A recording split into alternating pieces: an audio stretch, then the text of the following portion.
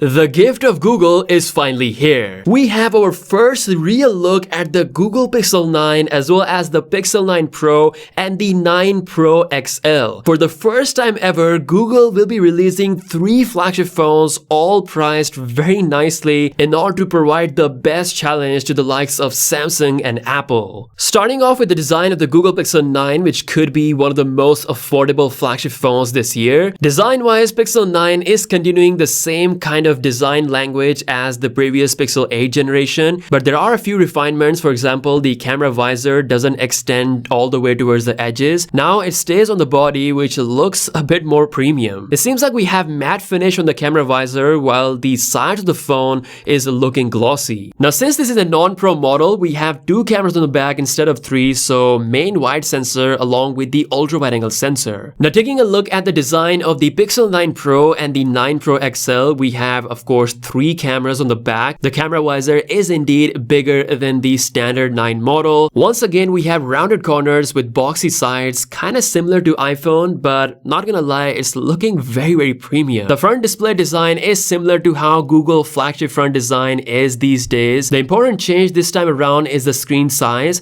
Pixel 9 Pro has a smaller 6.5 inches of display, while the 9 Pro XL model is set to rock a near 6.9 inch screen size. Once again with incredibly slim bezels.